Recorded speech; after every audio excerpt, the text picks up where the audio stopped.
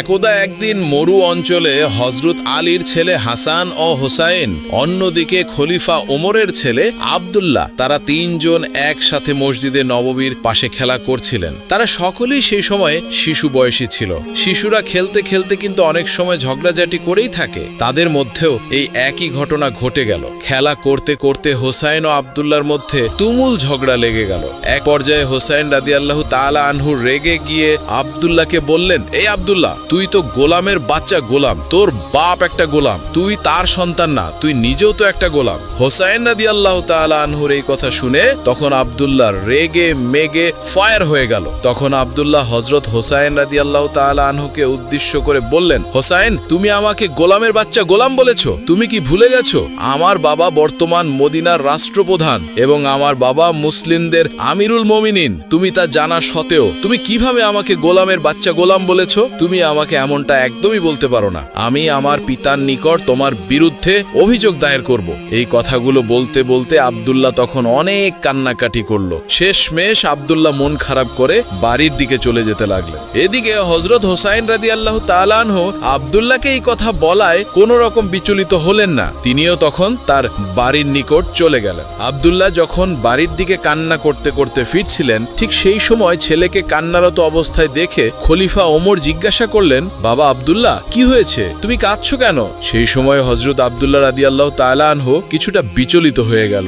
রাগে ফুঁসে তার আব্বাজানের সামনে দাঁড়িয়ে পড়ল। তখন হযরত আব্দুল্লাহ রাদিয়াল্লাহু তাআলা আনহু পিতা হযরত ওমর রাদিয়াল্লাহু তাআলা আনহুকে বললেন, আব্বাজান, হোসাইন আমাকে গালি দিয়েছে। সে বলেছে আমি নাকি গোলামের বাচ্চা গোলাম। আমাকে বলেছে তোর বাপ ওমর একটা গোলাম, তুই তার সন্তান, তুইও গোলাম, তুই গোলামের বাচ্চা গোলাম। আব্বাজান, আমি আপনার কাছে বিচার দায়ের করলাম, আপনি এর একটা সঠিক বিচার করে দিবেন, কেননা ন্যায় বিচার করা আপনার ইমানি দায়িত্ব। তখন হযরত ওমর রাদিয়াল্লাহু তাআলা আনহু ছেলের মুখের এমন কথা শুনে অনেক হতভম্ব হয়ে গেল। তখনই হযরত ওমর রাদিয়াল্লাহু তাআলা আনহু ছেলে হযরত আব্দুল্লাহ রাদিয়াল্লাহু তাআলা আনহুকে সঙ্গে নিয়ে সঙ্গে সঙ্গে আলীর বাড়ির দিকে গেলেন এবং রেগে মেগে আলীকে ডাকতে থাকলেন। এক পর্যায়ে আলী তার বাড়ির ভেতর থেকে বেরিয়ে এলো। আলীকে তখন ডেকে হযরত ওমর রাদিয়াল্লাহু তাআলা আনহু বললেন, ভাই আলী, আমার ছেলে আব্দুল্লাহ তোমার ছেলে হোসাইনের বিরুদ্ধে একটি অভিযোগ দায়ের করেছে। এই অভিযোগটি সত্য না মিথ্যা আমি যাচাই করতে এসেছি। তোমার পুত্র হোসাইনকে ডাক দাও। হযরত আলী রাদিয়াল্লাহু তাআলা আনহু হোসাইনকে সামনে ডাক দিলেন। খলিফা ওমর রাদিয়াল্লাহু তাআলা আনহু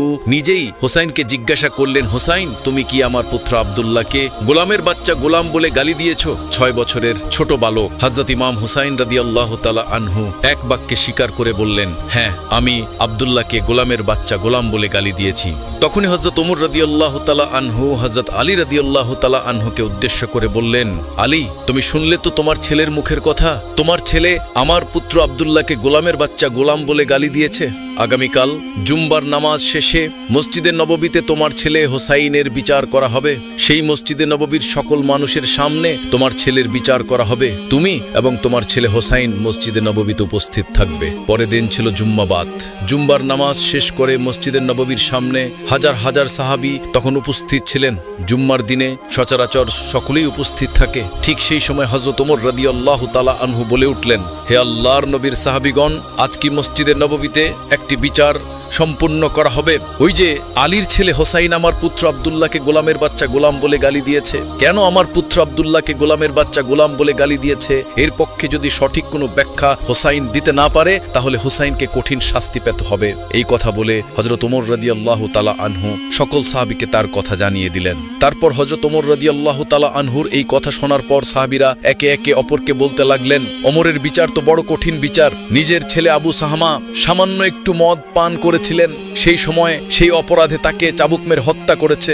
এটাই হলো সেই ওমর। খলিফা ওমরের সেই চাবুকের আঘাত যদি হুসাইনের শরীরে পড়ে, আমরা নবীর সাহাবীরা কিছুতেই তা সহ্য করতে পারবো না। যেই হুসাইনের পা থেকে মাথা পর্যন্ত রাসূলুল্লাহ সাল্লাল্লাহু আলাইহি সাল্লাম চুম্বন খেয়েছেন, সেই হুসাইনের শরীরে ওমরের চাবুকের আঘাত পড়বে, আমরা নবীর সাহাবীরা তা কিছুতেই সহ্য করতে পারবো না। সেই সময় উপস্থিত থাকা সকল সাহাবীদের মধ্যে একটি গুঞ্জন তৈরি হয়ে গেল।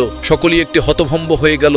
উপস্থিত সকল সাহাবী হযরত ওমর রাদিয়াল্লাহু তাআলা আনহুর উদ্দেশ্য করে বললেন, ইয়া আমিরুল মুমিনিন, খলিফাতুল মুসলিমিন, আপনি সব সময় কোরআন এবং হাদিস দিয়ে সমাজের বিচার কার্য সম্পন্ন করেছেন। আমরা নবীর সাহাবীগণ কোনোদিন কোনো বিচারের বিরুদ্ধে আপিল করেনি। আমরা নবীর সাহাবীগণ আজকে এই বিচারের বিরুদ্ধে আপিল করছি। হোসাইনের বিচারটি কি না করলে হয় না? উপস্থিত সাহাবীদের কথা শুনে হযরত ওমর রাদিয়াল্লাহু তাআলা আনহু হতভম্ব হয়ে গেলেন। তখন হযরত ওমর রাদিয়াল্লাহু তাআলা আনহু তাদের উদ্দেশ্য করে বললেন, হে আল্লাহর নবীর সাহাবীগণ, কিয়ামতের দিন হাসরের ময়দানে আমি ওমর যখন আল্লাহর কাঠগড়ায় ধরা খেয়ে যাব, আল্লাহ তাআলা যখন আমাকে ডেকে বলবেন, ওমর, তুমি নাকি সমাজের ন্যায় বিচার প্রতিষ্ঠা করেছিলে, কিন্তু তোমার ছেলে আব্দুল্লাহ তোমাকে একটি বিচার দিয়েছিল।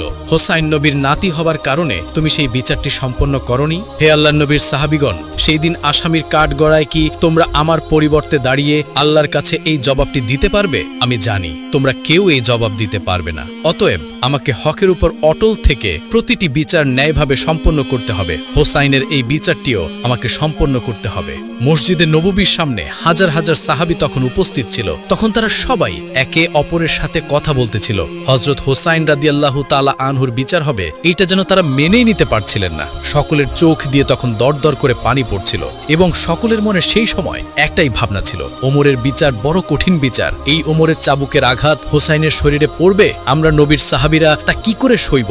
ঠিক তখনই হযরত ওমর রাদিয়াল্লাহু তাআলা আনহু হযরত হোসাইন রাদিয়াল্লাহু তাআলা আনহুকে সামনে ডাকলেন এবং তখন হোসাইন রাদিয়াল্লাহু তাআলা আনহুকে হযরত ওমর রাদিয়াল্লাহু তাআলা আনহু বললেন, তুমি যে আব্দুল্লাহকে গোলামের বাচ্চা গোলাম বলে গালি দিয়েছ, যদি তোমার এই কথার পক্ষে উপযুক্ত ব্যাখ্যা না দিতে পারো তাহলে তোমাকে কঠিন শাস্তি দেওয়া হবে। 6 বছরের ছোট্ট বালক ইমাম হোসাইন রাদিয়াল্লাহু তাআলা আনহু তখন বলে উঠলেন, ইয়া আমিরুল মুমিনিন, খলিফাতুল মুসলিমিন, আজকে আপনি অর্ধেক পৃথিবীর শাসক হয়েছেন, মুসলমানদের আমিরুল মুমিনিন হয়েছেন, কিন্তু আপনি কি অস্বীকার করতে পারবেন আপনি আমার নানার গোলাম ছিলেন না? আমি হোসাইন দেখেছি, আমার নানা যখন অজু করার জন্য এগিয়ে আসতেন, আপনি ওমর পানির পাত্র নিয়ে তখন দাঁড়িয়ে থাকতেন আমার নানাকে সেই সময় পানি দেওয়ার জন্য।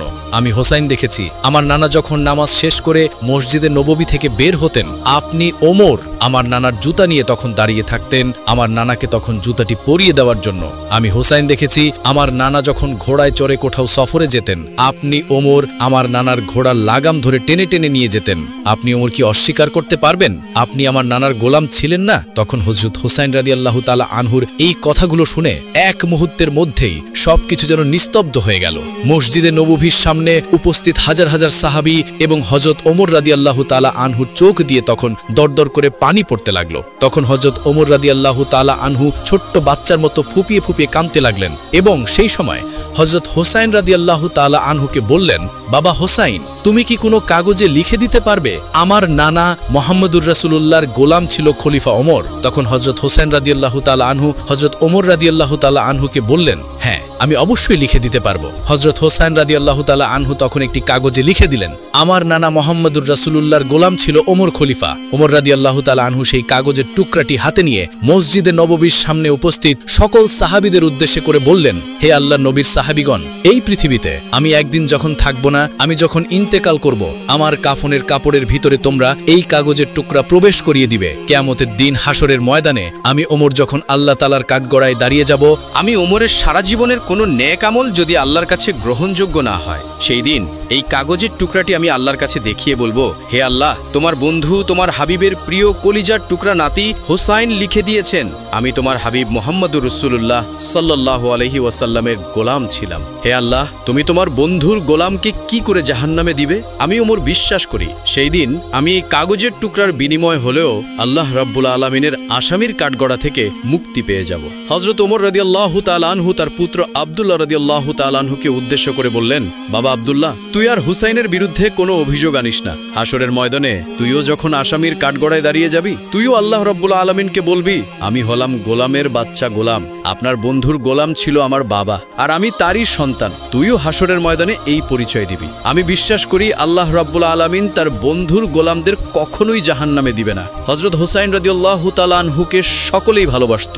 সকল সাহাবীগণের নয়নমণি ছিলেন হযরত হোসাইন রাদিয়াল্লাহু তাআলা আনহু। একদা মহানবী হযরত মুহাম্মদ সাল্লাল্লাহু আলাইহি ওয়াসাল্লাম একজন সাহাবীর প্রয়োজন মেটানোর জন্য এক ইহুদির কাছ থেকে ঋণ নেন।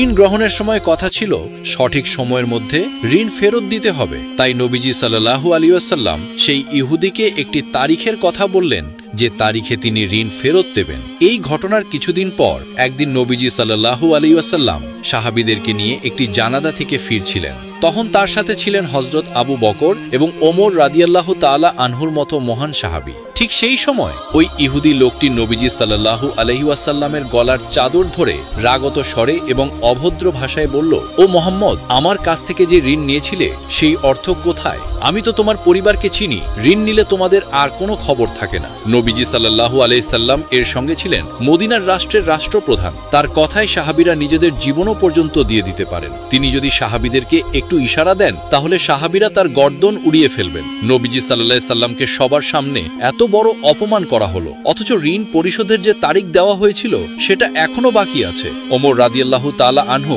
তিনি সহ্য করতে পারলেন না। তার স্বভাবজাত সেই বিখ্যাত উক্তি করলেন, ইয়া রাসূলুল্লাহ, আপনি অনুমতি দেন আমি তার দেহ থেকে মাথা বিচ্ছিন্ন করে ফেলি। হযরত ওমর এই ক্ষেত্রে যেমন ক্ষমতাবান ছিল তেমনি তিনি ন্যায়ী ছিলেন। লোকটি যেভাবে মহানবী সাল্লাল্লাহু আলাইহি ওয়াসাল্লামের চাদর ধরে অপমান করেছে, মহানবী চাইলে লোকটিকে শাস্তি দিতে পারতেন, কিন্তু তিনি উল্টো ওমর রাদিয়াল্লাহু তাআলা আনহুকে বললেন, ওমর, তোমার কাছে তো উত্তম ব্যবহার আশা করা যায়, তুমি এইভাবে না বলে বরং আমাকে বলতে পারতে আপনি তার ঋণ পরিশোধ করুন, কিংবা ইহুদি লোকটাকে বলতে পারতেন যে আপনি সুন্দরভাবে ঋণের কথা বলতে পারতেন।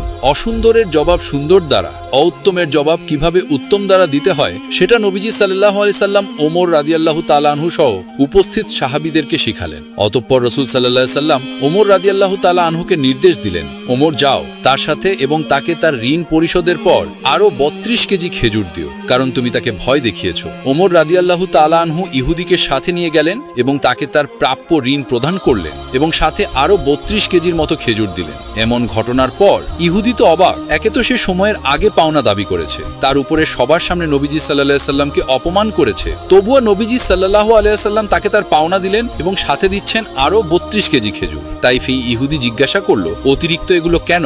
ওমর রাদিয়াল্লাহু তাআলা আনহু বললেন, কারণ আমি তোমাকে হুমকি দিয়েছি, সেটার কাফফারা হিসেবে নবীজি সাল্লাল্লাহু আলাইহি ওয়াসাল্লাম এগুলো দিতে বললেন। এ কথা শুনে লোকটি বলল, ওমর, তুমি কি জানো আমি কে? ওমর রাদিয়াল্লাহু তাআলা আনহু বললেন, না, আমি জানি না তুমি কে। লোকটি বলল, আমি যায়েদ ইবনে সুনা। তার নাম শুনে ওমর রাদিয়াল্লাহু তাআলা আনহু চক্ষু যেন চরক গাছ।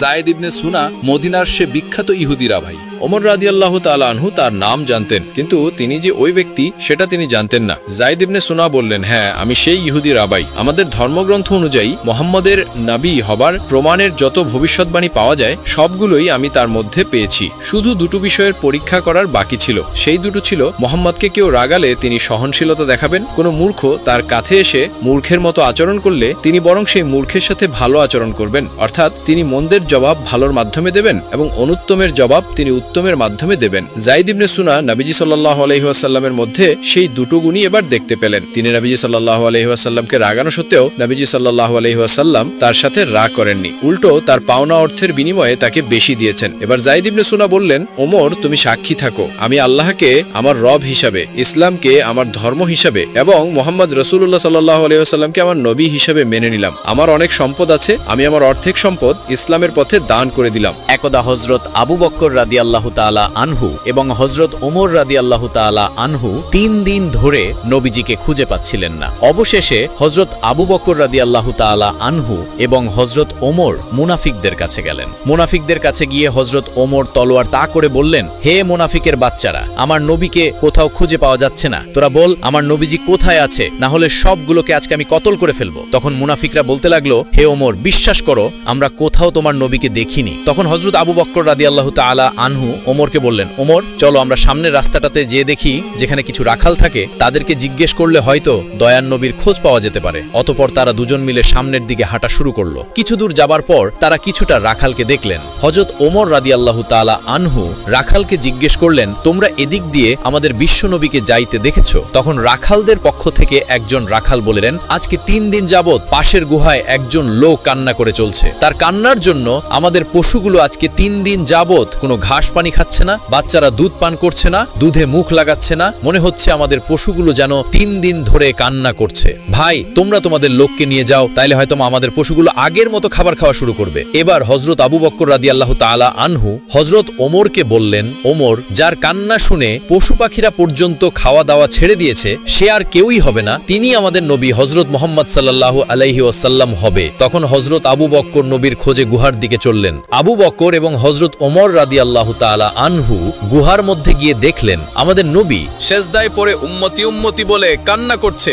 এবার হযরতে ওমর রাদিয়াল্লাহু তাআলা আনহু নবীকে উদ্দেশ্য করে বললেন, ইয়া রাসূলুল্লাহ, আমরা আজকে 3 দিন যাবত আপনাকে খুঁজতে খুঁজতে হয়রান হয়ে গিয়েছি। নবী গো, আপনি এখানে উম্মতের জন্য কান্না করছেন, আমরা তো আপনার খুঁজে পাগল হয়ে গিয়েছি। ইয়া রাসূলুল্লাহ, আপনি উঠুন, আমরা আপনাকে নিতে এসেছি। বিশ্বনবী সাজদা থেকে মাথা উঠালেন না। তারপর হযরতে আবু বকর রাদিয়াল্লাহু তাআলা আনহু বিশ্বনবীকে বললেন, ইয়া রাসূলুল্লাহ, আপনি উম্মতের জন্য এত কান্না করতেছেন, হুজুর আপনি মাথা উঠান। আমি আবু বকর তামাম জিন্দেগির ইবাদতগুলো আপনার উম্মতের জন্য সঁপে দিলাম, তারপরও আমার নবী মাথা উঠান না। তারপর হযরতে আবু বকর এবং হযরতে ওমর রাদিয়াল্লাহু তাআলা আনহু বাড়ির দিকে আসলেন। পথে হযরতে আলী রাদিয়াল্লাহু তাআলা আনহার সাথে সাক্ষাৎ হয়। তারপর হযরতে আলীকে আবু বকর ও হযরত ওমর বিস্তারিত সবকিছু বললেন। তারপর হযরত আলী বাড়িতে গিয়ে মা ফাতেমা এবং হাসান হুসাইনকে নিয়ে নবীজির গুহার মধ্যে চলে আসেন। এবার হযরতে ফাতেমা আমার নবীকে লক্ষ্য করে বললেন, আব্বাজান, আপনি কেমনে পারলেন আজকে 3 দিন যাবত আমাদেরকে ভুলে থাকতে? আমরা আপনাকে সমস্ত জায়গায় খুঁজে খুঁজে হয়রান হয়ে গিয়েছি আপনার নাতি হাসান এবং হুসাইন কান্না করছে। আব্বাজান, আপনি উঠুন, আমরা আপনাকে নিতে এসেছি। তারপরেও আমার নবীজি মাথা উঠান না। এবার হযরত ফাতিমা রাদিয়াল্লাহু তাআলা আনহা আমার নবীকে বললেন, ইয়া রাসূলুল্লাহ, আমি ফাতিমা কথা দিচ্ছি, আমার আদরের হাসান এবং হুসাইনকে আপনার উম্মতের জন্য কুরবানি করে দিলাম। এবার আমার আল্লাহ হযরত জিব্রাইল আলাইহিস সালামকে ডেকে বললেন, হে জিব্রাইল, তুমি এখনই যাও, গিয়ে আমার বন্ধুকে মাথা উঠাতে বলো এবং কান্না বন্ধ করতে বলো। জিব্রাইল, আমার বন্ধুকে জানিয়ে দাও, আমি আল্লাহ কথা দিচ্ছি, আমার বন্ধুকে না জিজ্ঞেস করে আমার বন্ধুর একটা উম্মতকেও আমি জাহান্নামে দেব না। অতঃপর জিব্রাইল আলাইহিস সালাম আল্লাহর নবীর কাছে এসে আল্লাহ রাব্বুল আলামিনের কথাগুলো নবীকে শুনিয়ে দিলেন। আমার নবী এরপর মাথা উঠান।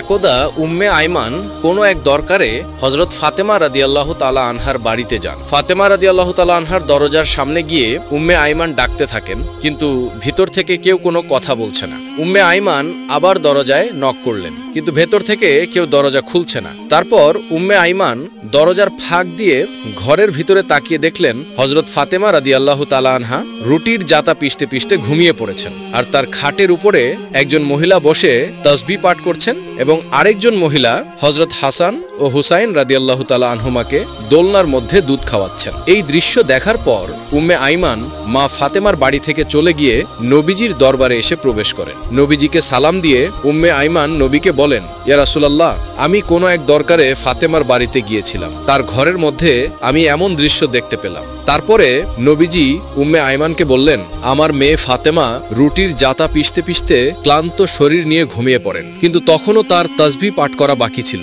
তাই আমার আল্লাহ রাব্বুল আলামিন হযরত ফাতেমা রাদিয়াল্লাহু তাআলা আনহার ঘরে 2 জন ফেরেশতা পাঠিয়ে দেন। একজন ফেরেশতা ফাতেমার অসমাপ্ত কাজগুলো করেছেন এবং আরেকজন ফেরেশতা হযরত হাসান ও হুসাইন রাদিয়াল্লাহু তাআলা আনহুমাকে দোলনার মধ্যে ঘুম পাড়াচ্ছেন। তুমি যেই 2 জন মহিলাকে দেখেছো তারা কোনো মহিলা নয়, তারা আল্লাহ রাব্বুল আলামিনের পাঠানো ফেরেশতা। তখন উম্মে আইমান এই কথা শুনে আল্লাহু আকবার বলে নবীজির দরবার থেকে বের হয়ে পড়েন। আর কিছুদিন পর বিশ্বনবী হযরত ফাতেমা রাদিয়াল্লাহু তাআলা আনহার বাড়িতে গেলেন ফাতেমাকে দেখার জন্য। নবী যখন ফাতেমার ঘরের মধ্যে প্রবেশ করলেন তখন ফাতেমার মুখটা অনেক মলিন দেখাচ্ছিল। আমাদের নবী ফাতেমাকে জিজ্ঞেস করলেন, মা, তুমি কি অসুস্থ? তোমার মুখটা এত মলিন দেখাচ্ছে কেন? তখন মা ফাতেমা বলেন, আব্বাজান, আমি অসুস্থ নই, কিন্তু আজকে 2 দিন যাবত আমার ঘরে কোনো চুলায় আগুন জ্বলে না। আজকে 2 দিন যাবত আপনার আদরের নাতি হাসান ও হোসাইন না খেয়ে ক্ষুধার যন্ত্রণায় 2 ভাই গলাগলি করে কাঁদছে। এবার আমাদের নবী ফাতেমাকে বললেন, মা, দুঃখ করো না, ধৈর্য ধরো, আল্লাহ রাব্বুল আলামিন আমাদের সাথে আছেন। এই বলে বিশ্বনবী মা ফাতেমার ঘর থেকে বের হয়ে পড়লেন। পরের দিন এক সওদাগর হযরত আলী রাদিয়াল্লাহু তাআলা আনহুকে একটি কাজের জন্য ডাকেন। কাজটি ছিল ওই সওদাগরের উপর থেকে তার মালামালগুলো বাড়িতে নিয়ে পৌঁছে দেওয়া। হযরত আলী রাদিয়াল্লাহু তাআলা আনহু এই কাজের বিনিময়ে কিছু দিরহাম পেলেন। এই দিরহামগুলো নিয়ে তিনি দোকানে গেলেন। তারপর দোকান থেকে কিছু আটা নিয়ে মা ফাতেমাকে দিলেন। তারপর ক্লান্ত শরীর নিয়ে হযরত আলী রাদিয়াল্লাহু তাআলা আনহু ঘুমিয়ে পড়লেন। মা ফাতেমা আটাগুলো জাতার মধ্যে পিষে সেগুলো দিয়ে রুটি তৈরি করলেন। তারপর হযরত আলীকে ঘুম থেকে ডেকে সকলে মিলে রুটি খেলেন। সকলেই খাবার শেষ হবার পরে মা ফাতেমা কিছু রুটি আবার নবীজির জন্য নিয়ে আসেন। মা ফাতেমা নবীজিকে রুটিগুলো দিয়ে বলেন, আব্বাজান, আপনি এই রুটিগুলো খান। আব্বাজান, আজকে 2 দিন পর আমাদের ভাগ্যে কিছু রুটি জুটেছে। আমাদের নবী 3 দিন উপবাস থাকার পর রুটিগুলো খেলেন এবং তারপর মা ফাতেমাকে বললেন, মা, আজকে 3 দিন পর আমি তোমার দেওয়া এই রুটি খেলাম। এই ঘটনাটি বিশ্বনবী দুনিয়া ছেড়ে চলে যান। নবীজি দুনিয়া ছেড়ে চলে যাওয়ার 2 দিন পর হযরত আবু বকর রাদিয়াল্লাহু তাআলা আনহু একাকী কোথাও হেঁটে যাচ্ছিলেন। প্রতিমধ্যে তিনি দেখতে পেলেন সামনে ইবলিস শয়তান দাঁড়িয়ে কান্না করছে। তখন হযরত আবু বকর ইবলিসকে উদ্দেশ্য করে বললেন, হে ইবলিস, তুমি কেন কান্না করছো? এখন তো তোমার খুশির দিন, বিশ্বনবী দুনিয়া ছেড়ে চলে গিয়েছে। তারপর ইবলিস হযরত আবু বকর রাদিয়াল্লাহু তাআলা আনহুকে উদ্দেশ্য করে বললেন, ভাই আবু বকর, নবীজি দুনিয়া ছেড়ে চলে যাওয়ার কারণে আমি ইবলিসও বিস্মিত হয়েছি। কেননা আমি জানি আল্লাহ রাব্বুল আলামিন আমাকে যে শাস্তি দিয়েছে, আমার স্থান চিরস্থায়ী জাহান্নাম। কিয়ামতের পর আমাকে সারা জীবন জাহান্নামের শাস্তি ভোগ করতে হবে। জাহান্নামের শাস্তি সম্পর্কে আমি জানি কত কঠিন হবে সেটা, ভাই আবু বকর। তাই আমি প্রতিটি সময়, প্রতিটি মুহূর্তে বিশ্বনবীর সাথে সাক্ষাৎ করতে চেয়েছিলাম। আমি চেয়েছিলাম বিশ্বনবীকে দিয়ে আল্লাহ রাব্বুল আলামিনের কাছে কৈফিয়ত করে আমাকে ক্ষমা করার ব্যবস্থা করা যায়। কিন্তু যতবারই আমি নবীজির কাছে গিয়েছি ততবারই নবীজির সাথে কেউ না কেউ ছিল। কখনো আমি নবীজিকে একা পাইনি। তারপরেও আমি নবীজিকে একা পাওয়ার চেষ্টা চালিয়ে যাচ্ছিলাম। এখনো তো বিশ্বনবী দুনিয়া ছেড়ে চলে গিয়েছে, আমার ক্ষমার রাস্তাও চিরতরে বন্ধ হয়ে গিয়েছে, এই ভেবেই আমি কান্না করেছিলাম। অতঃপর হযরত আবু বকর রাদিয়াল্লাহু তাআলা আনহু ইবলিসের মুখে এই কথা শোনার পর আস্তে আস্তে সামনের দিকে হেঁটে চললেন।